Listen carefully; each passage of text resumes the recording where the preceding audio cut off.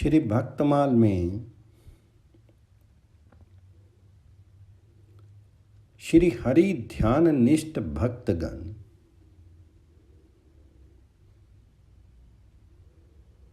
जोगेश्वर श्रुत देव अंग मुचुकंद प्रिय बत जेता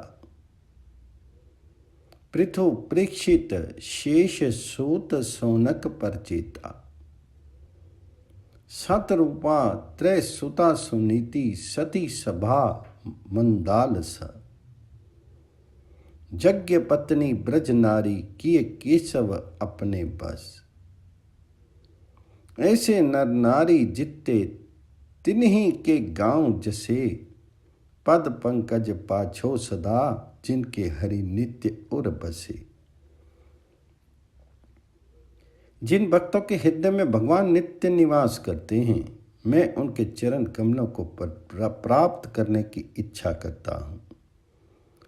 नौ योगेश्वर श्रुतदेव, राजा अंग, मुचुकुंद जी, विश्व विजयी प्रियव्रत जी, पृथु जी, परीक्षित जी, शेष जी, सूत जी, शौनकादि ऋषि, परचितागण, शतरूपा जी, परसुति जी, आकुति जी, देव आहुति जी, सुनीति जी, दक्ष कन्या सती जी, संपूर्ण सती वर्ग, मंदालसा यज्ञ पत्नियां और ब्रज गोपियां, जिन्होंने श्री कृष्ण को अपने वश में कर लिया है, ऐसे जितने स्त्रियां पुरुष हैं, मैं सदा उनके सुयश का गान करूं।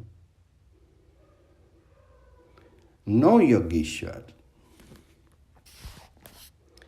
महाराज शंभु मनु और शतरूपा से इस सृष्टि का प्रारंभ हुआ।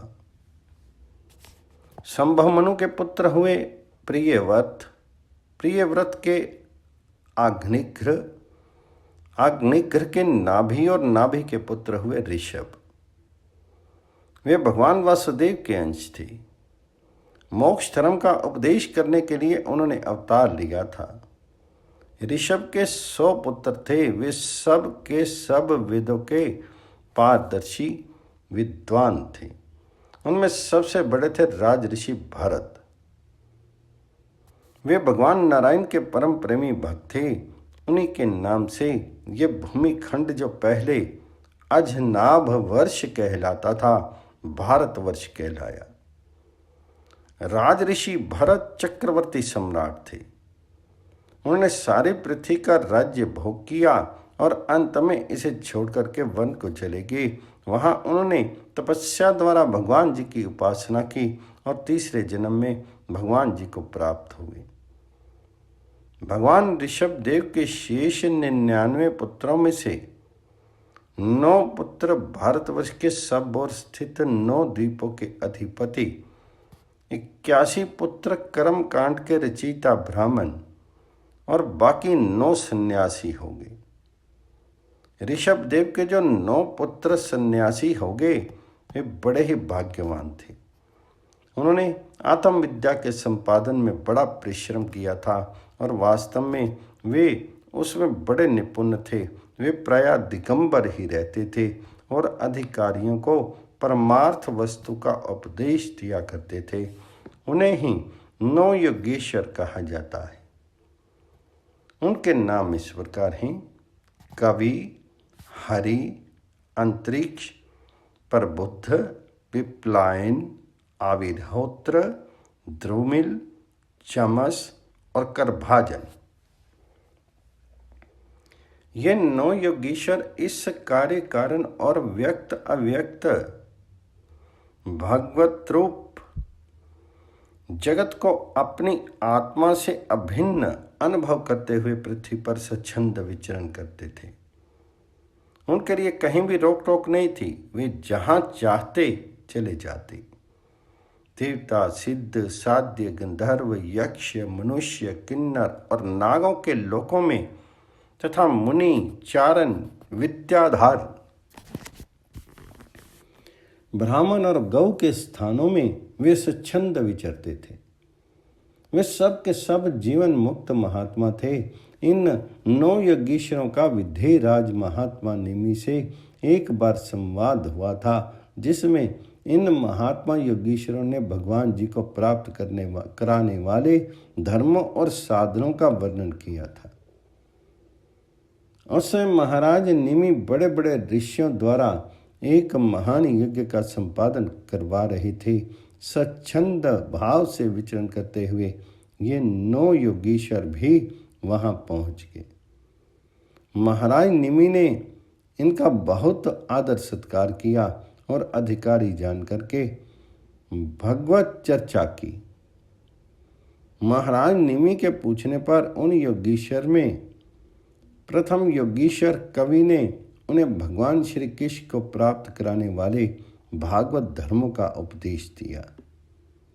तत्पश्चात राजा निमि के पूछने पर 9 योगीश्वरों में दूसरे योगीश्वर हरि जी ने भगवत भक्तों के धर्म, लक्षण और स्वभाव का वर्णन किया। इसके बाद पुनः राजा के पूछने पर तीसरे योगीश्वर अंतरिक्ष जी ने माया और उसके स्वरूप का वर्णन किया और चौथे योगीश्वर पर बुद्ध जी ने माया को पार करने का उपाय बताया। इसके बाद पांचवें योगीश्वर पे प्लायन जी ने नारायण नाम वाले पर ब्रह्म परमात्मा का वर्णन किया। तत्पश्चात राजा निमि ने प्रार्थना की कि हे योगीश्वरों, अब आप लोग मुझे कर्म योग का उपदेश कीजिए, जिनके द्वारा शुद्ध होकर के मनुष्य शीघ्र अति शीघ्र अपने कर्म बंधन को काट डालता है और परम नैष्कर्म्य अर्थात कर्म बंधन की आत्यांतिक निवृत्ति का लाभ करता है। जन्म मृत्यु के चक्कर से श्रद्धा के लिए छुटकारा पा जाता है। इस प्रकार का उत्तर छठे योगीश्वर श्री आविर्होत्र जी ने दिया। इसके बाद राजा के पूछने पर 7वें योगीश्वर श्री द्रुमिल जी ने भगवान जी के तब तक हुए और आगे होने वाले अवतारों का वर्णन किया।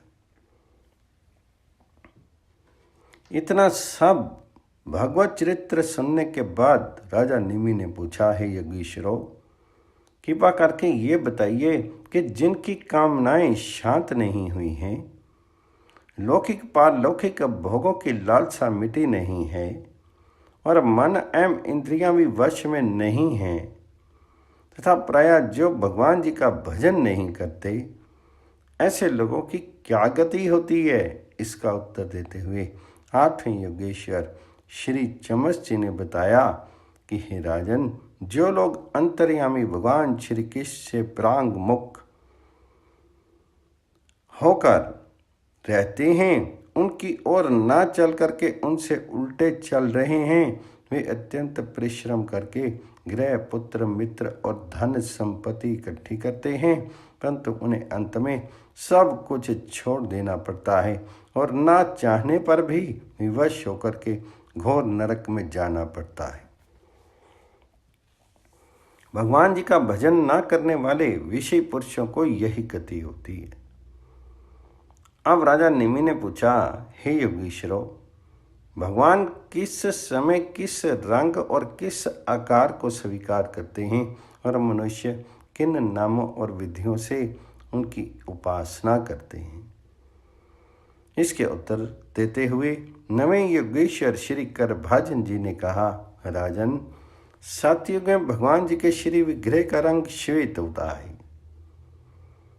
उनके 4 भुजाएं और सिर पर जटा होती है तथा वे वल्कल वस्त्र पहनते हैं। वे काले मृग का चरम, यज्ञोपवीत, रुद्राक्ष की माला, दंड और कमंडलू धारण करते हैं। सतयुग में लोग तपस्या द्वारा सबके प्रकाशक परमात्मा का ध्यान करते हैं। त्रेता युग में भगवान जी के श्री विग्रह का रंग लाल होता है। उनके 4 भुजाएं होती हैं और वे कटी भाग में 3 मेखला धारण करते हैं। उनके केश सुनहले होते हैं और वे स्त्रुक, स्त्रुवा आदि यज्ञ पात्रों को धारण किया करते हैं। इस युग के मनुष्य अपने धर्म में बड़ी निष्ठा रखने वाले और वेदों के अध्ययन अध्यापन में प्रवीण होते हैं। वे लोग ऋग्वेद, यजुर्वेद और सामवेद का वेद त्रयी के द्वारा सर्वदेव स्वरूप देवादि देव भगवान श्री हरि की आराधना करते हैं। द्वापर युग में भगवान जी के श्री विग्रह का रंग सांवला होता है। वे पीताम्बर तथा शंख चक्र गदा आदि अपने आयुध धारण करते हैं। वक्ष स्थल पर श्रीवत्स का चिन्ह, भृगुलता, कौस्तुभमणि आदि लक्षणों से वे पहचाने जाते हैं। कलयुग में काले रंग की कांति से अंगों और उपांगों, अस्त्रों एवं पार्षदों से युक्त श्री कृष्ण की श्रेष्ठ बुद्धि संपन्न पुरुष ऐसे यज्ञों के द्वारा आराधना करते हैं जिनमें नाम, गुण, लीला आदि के कीर्तन की प्रधानता रहती है। इस प्रकार राजा नेमि तथा अन्य ऋतज्ञों आचार्यों को भागवत धर्म का उपदेश दे करके वे नमो योगीश्वर अंतर्ध्यान होंगे। श्री भक्तमाल में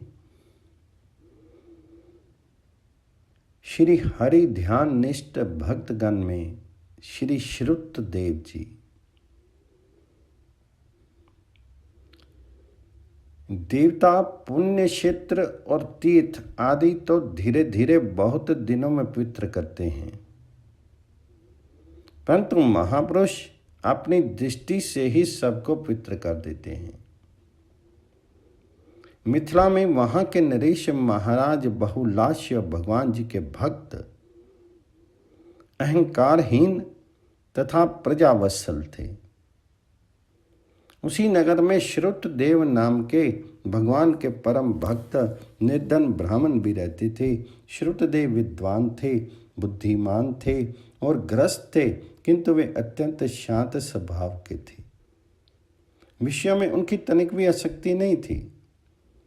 भगवान की भक्ति से ही वे संतुष्ट थे। बिना मांगे जो कुछ मिल जाता उसी से वे जीवन निर्वाह करते थे।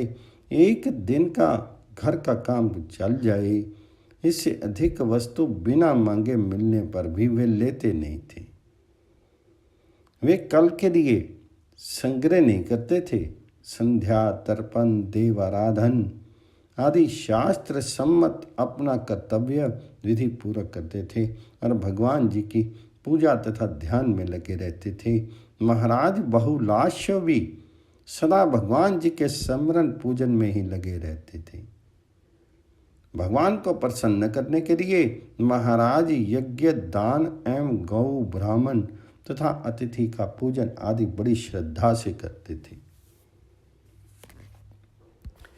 जब श्री सत्यभामा जी के पिता सत्राजित को शतधन्वा ने रात में छिप करके भवन में प्रवेश करके मार दिया, उस समय श्री राम कृष्ण द्वारका में नहीं थे। समाचार पाकर के वे हस्तिनापुर से आई। शतधन्वा भय के मारे घोड़े पर बैठकर भागा। बलराम जी के साथ श्री कृष्णचंद्र ने उनका रथ में बैठ करके पीछा किया। मिथिला नगर के बाहरी उपवन में पहुंच करके शतधन्वा मारा गया। उस समय श्री कृष्णचंद्र तो द्वारका लौट के, किंतु बलराम जब मिथिला में महाराज बहुलास्य के समीप चले आए, महाराज की भक्ति, सेवा तथा प्रेम से प्रसन्न होकर के द्वारका से बार बार संदेश आने पर भी श्री बलराम जी मिथिला में लगभग 3 वर्ष रह गए। फिर मिथिला नरेश को संतुष्ट करके वे द्वारका गए। जब से महाराज बहुलास्य और विप्र श्रुतदेव ने सुना कि भगवान श्री कृष्ण मिथिला के बाहरी उद्यान तक आकर लौट के, तब से उनका हृदय व्याकुल रहने लगा। दोनों को ही लगा कि अवश्य हमारी भक्ति में, हमारे प्रेम में ही कमी है। भगवान तो दया सागर हैं, वे तो अकारण दया करते हैं। अवश्य हम में कोई बड़ी त्रुटि है, जिससे इतने समीप आकर भी भगवान जी ने हमें दर्शन नहीं दिए। दोनों और भी प्रेम से भगवान जी की पूजा तथा उनके नाम जप में लग गई। सच्चे प्रेम का यही लक्षण है कि निराश होने से प्रेमी भक्त का भजन छूटता नहीं, उसे अपने में ही कुछ त्रुटि जान पड़ती है, इससे उसका भजन और बढ़ जाता है। ब्राह्मण श्रुतदेव तथा राजा बहुलास्य पर कृपा करके उन्हें दर्शन देने के लिए श्री द्वारकानाथ रथ पर बैठ करके मिथिला पधारे। भगवान जी के साथ देव ऋषि नारद, वामदेव, अत्रि, व्यास जी, परशुराम जी, असित, आरुणि, सुखदेव जी, बृहस्पति, कण्व, मैत्रेय, च्यवन आदि ऋषि मुनि भी द्वारका से मिथिला आए। भगवान जी के आने का समाचार पाकर के सभी नगरवासी नाना प्रकार के उपहार लेकर के नगर से बाहर आए और उन्होंने भूमि पर लेट करके भगवान जी को प्रणाम किया। राजा बहुलास्य तथा ब्राह्मण श्रुतदेव दोनों की ऐसा लगा कि भगवान मुझ पर कृपा करने पधारे हैं। अतः दोनों ने एक साथ भगवान जी को प्रणाम किया और फिर एक साथ हाथ जोड़ करके अपने अपने घर पधारने की प्रार्थना की। सर्वज्ञ भगवान जी ने दोनों का भाव समझ करके ऋषि मुनियों सहित 2 रूप धारण कर लिए। श्रुतदेव और बहुलाश दोनों के साथ वह उनके घर गए। प्रत्येक ने यही समझा कि भगवान जी मेरे ही घर पधारे। विदेहराज जनक बहुलाशु ने अपना राजभवन में भगवान जी को तथा ऋषियों को सन के सिंहासनों पर बिठा करके उनके चरण धोए, विधि पूर्वक पूजा की। भगवान जी के चरणों को अपनी गोद में लेकर के धीरे धीरे दबाते हुए उन्होंने भगवान जी की स्तुति की और प्रार्थना की, प्रभु कुछ दिन यहाँ निवास करके अपनी सेवा से मुझे कृतार्थ होने का अवसर दें।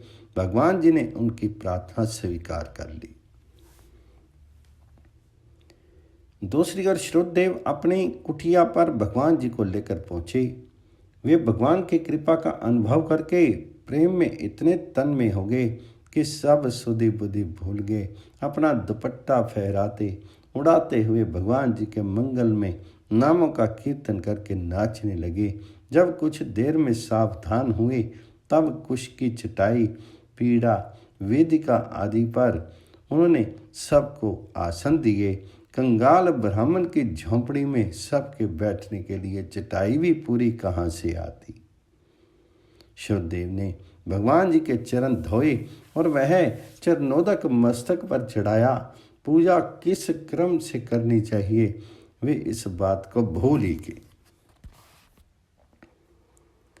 भगवान को कंद, मूल और फल और खस पड़ा हुआ शीतल जल उन्होंने निवेदित किया। तुलसी के नीचे की सुगंधित मिट्टी ही उनके लिए चंदन था। दूर्वा दल, कुश, तुलसी दल और कमल के फूल, बस इतनी सामग्री थी उनके पास पूजा करने की।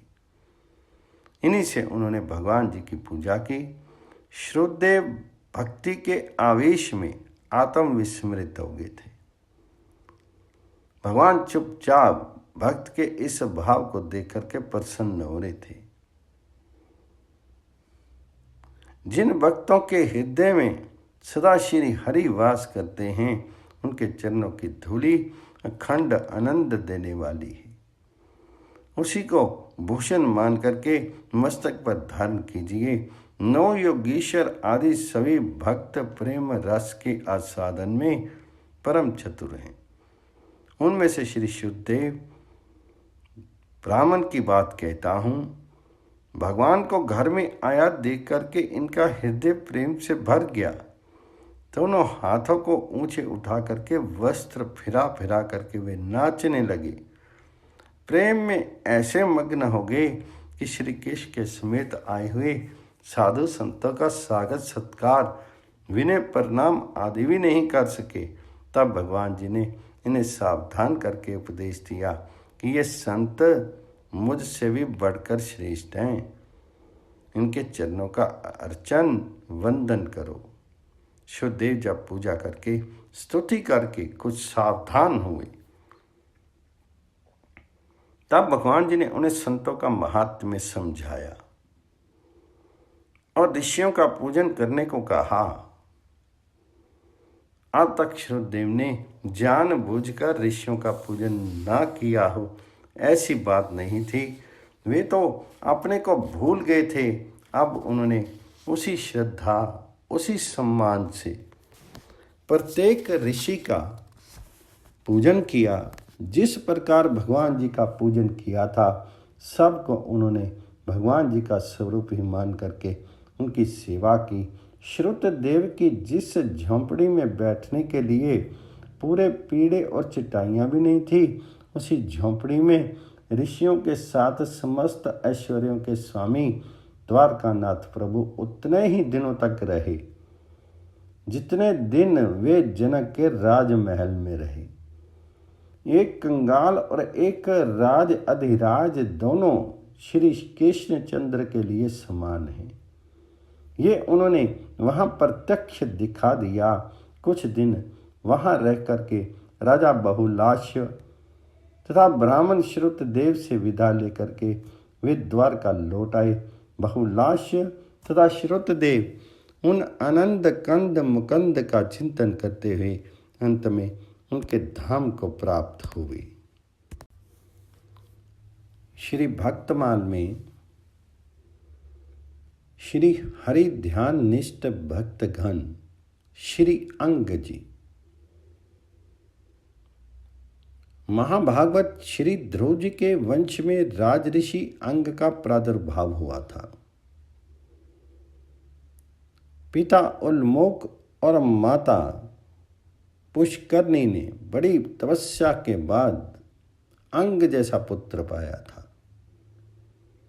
शील, स्वभाव, साधुता, ब्रह्मण्यता आदि सद्गुण अंग में बाल्य अवस्था से ही विराजमान थे।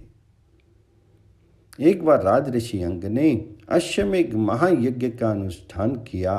उसमें वेदवादी ब्राह्मणों के आवाहन करने पर भी देवता लोग अपना भाग लेने नहीं आए। तब ऋतिज्ञों ने विस्मित होकर के यजमान अंग से कहा, राजन, हम आहुतियों के रूप में आपका जो घृत आदि पदार्थ हवन करते हैं उसे देवता लोग स्वीकार नहीं करते हैं।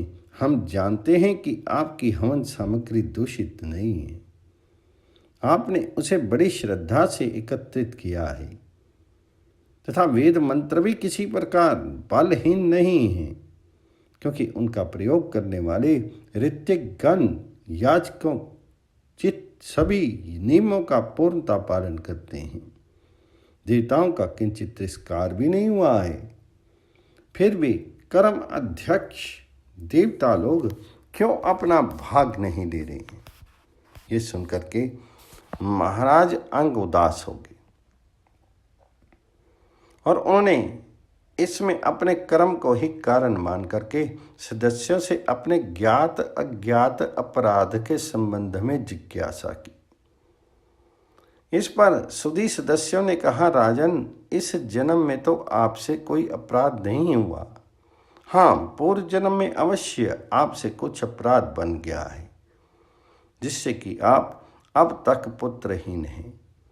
परंतु हम लोगों का ऐसा विश्वास है कि यदि आप पुत्र की कामना से यज्ञ करेंगे तो यज्ञेश्वर भगवान अवश्य आपको पुत्र प्रदान करेंगे।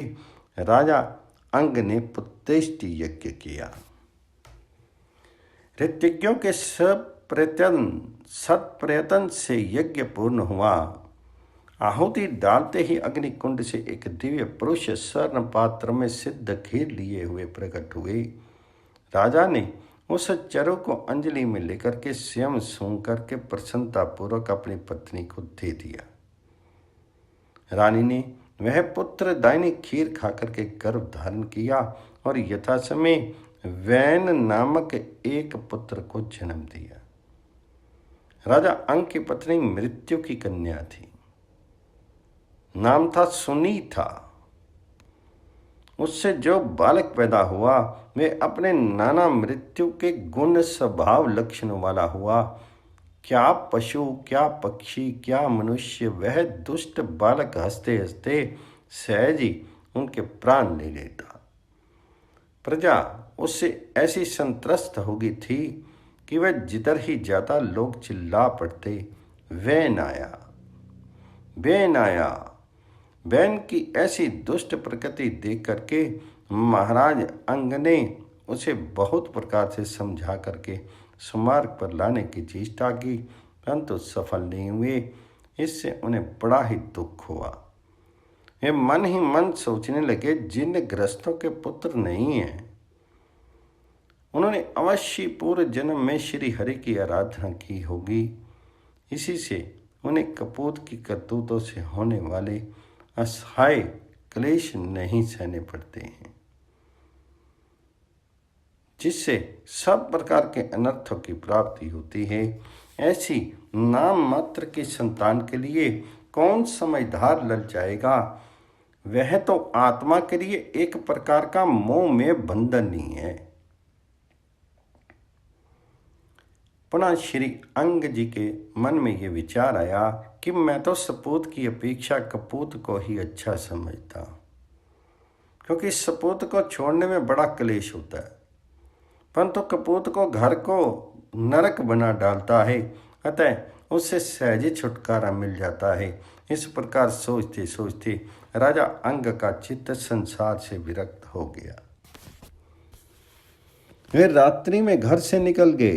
प्रजाजन, पुरोहित, मंत्री और सहित वर्ग ने खोजने का बहुत प्रयत्न किया, परंतु वे उन्हें वैसे ही नहीं पा सके जैसे कि योगी पुरुष सरगोहशाही भगवान जी को नहीं खोज पाते।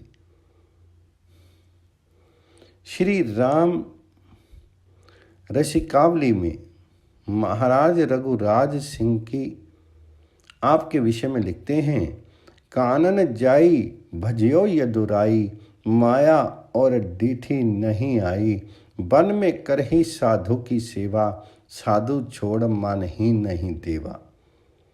को एक साधु कहो नृप पाही, कुटी देहूँ मेरे घर नाही, कुटी सहित सर्वस है राखे, पुनीता की सेवा अभिलाखे।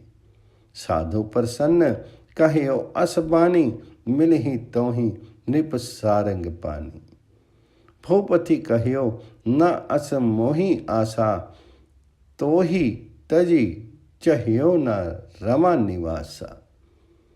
आय नृप कहाँ लेन विमाना, साधु त्यागी सो किए न प्याना। हरि पार्षद तब संत चढ़ाई, लेगे नृप ही बैकुंठ लिवाई। बैकुंठ हूँ मैं अंग नृप, साधु चरण रति कीन, विभव भोग पार्षद सरिस, यद्यपि कृष्ण बहुदीन। श्री भक्तमाल में श्री हरि ध्यान निष्ठ भक्तगण श्री मुचुकंद जी। सूर्यवंश में इक्ष्वाकु कुल बड़ा ही प्रसिद्ध है, जिसमें साक्षात परब्रह्म परमात्मा श्री राम रूप में अवतीर्ण हुए। इसी वंश में महाराज मंधाता जैसे महान प्रतापशाली राजा हुए। महाराज मुचुकंद उन्हीं मंधाता के पुत्र थे। ये संपूर्ण पृथ्वी के एक छत्र सम्राट थे। बल पराक्रम में ये इतने बड़े चढ़े थे कि पृथ्वी के राजाओं की तो बात ही क्या, देवराज इंद्र भी इनकी सहायता के लिए ललायित रहते थे। एक बार असुरों ने देवताओं को पराभूत कर दिया। देवता बड़े दुखी हुए। उनके पास कोई योग्य सेनापति नहीं था, अतः उन्होंने महाराज मुचुकुंद से सहायता की प्रार्थना की। महाराज ने देवराज की प्रार्थना स्वीकार की और वे बहुत समय तक देवताओं की रक्षा के लिए असुरों से लड़ते रहे। बहुत काल के पश्चात देवताओं को शिवजी के पुत्र स्वामी कार्तिकेय जी योग्य सेनापति मिल गए। तब देवराज इंद्र ने महाराज मुचुकुंद से कहा, राजन, आपने हमारी बड़ी सेवा की, अपने स्त्री पुत्रों को छोड़ करके आप हमारी रक्षा में लग गए। यहाँ स्वर्ग में जिसे 1 वर्ष कहते हैं, पृथ्वी में उतने ही समय को 360 वर्ष कहते हैं। आप हजारों वर्षों से यहाँ हैं। अतः अब आपकी राजधानी का कहीं पता भी नहीं है। आपके परिवार वाले सब काल के गाल में चले गए। हम आप पर बड़े प्रसन्न हैं। मोक्ष को छोड़ करके आप जो कुछ भी वरदान मांगना चाहें मांग लें, क्योंकि मोक्ष देना हमारी शक्ति के बाहर की बात है। महाराज को मानवीय बुद्धि ने दबा दिया। स्वर्ग में वे सोए नहीं थे। लड़ते लड़ते बहुत थक भी गए थे। अतः उन्होंने कहा, देवराज, मैं यही वरदान मांगता हूँ कि मैं भरपूर सो लूँ, कोई भी मेरी निद्रा में विघ्न नहीं डाले। जो मेरी निद्रा भंग करे वह तुरंत भस्म हो जाए। देवराज ने कहा, ऐसा ही होगा। आप पृथ्वी पर जाकर क्षण कीजिए, जो आपको जगाएगा वे तुरंत भस्म हो जाएगा। ऐसा वरदान पा करके महाराज मुचुकुंद भारतवर्ष में आकर के एक गुफा में सो गए। सोते सोते उन्हें कई युग बीत गए। द्वापर आ गया। भगवान जी ने यदुवंश में अवतार लिया। उसी समय काल यवन ने मथुरा को घेर लिया। उसे अपने आप ही मरवाने की नियत से और महाराज मुचुकुंद पर कृपा करने की इच्छा से भगवान श्री कृष्ण काल यवन के सामने से बचकर भागे। काल यवन को अपने बल का बड़ा घमंड था। वही भगवान जी को ललकारता हुआ उनके पीछे पैदल ही भागा। भागते भागते भगवान उस गुहा में घुसकर छिप गए जहाँ महाराज मुचुकुंद सो रहे थे।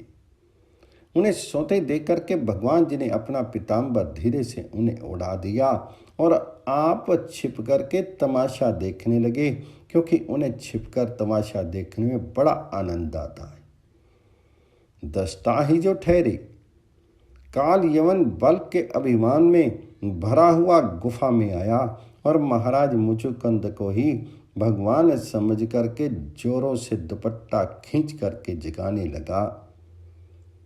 महाराज जल्दी से उठे। सामने काल यवन खड़ा था। दृष्टि पड़ते ही वहीं जलकर भस्म हो गया।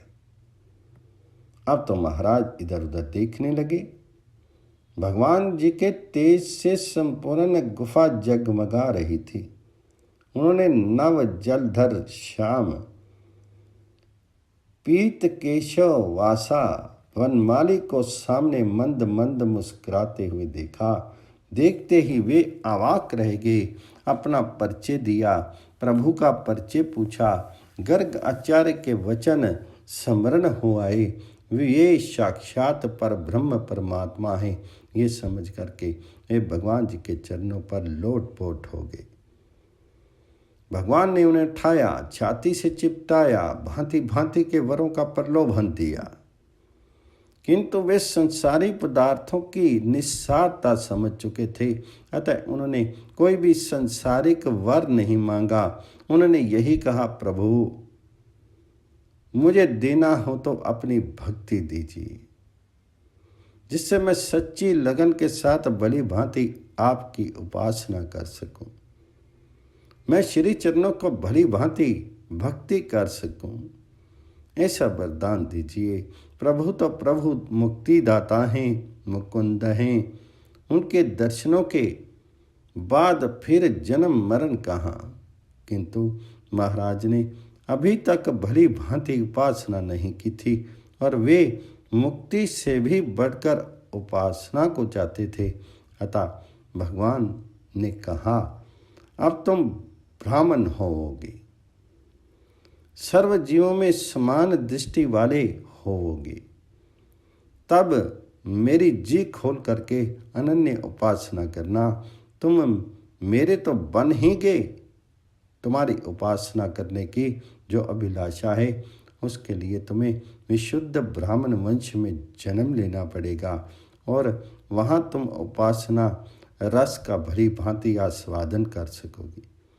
वरदान देकर के भगवान अंतर ध्यान हो गए और महाराज मुचुकुंद ब्राह्मण जन्म में उपासना करके अंत में प्रभु के साथ अनन्य भाव में मिल गए।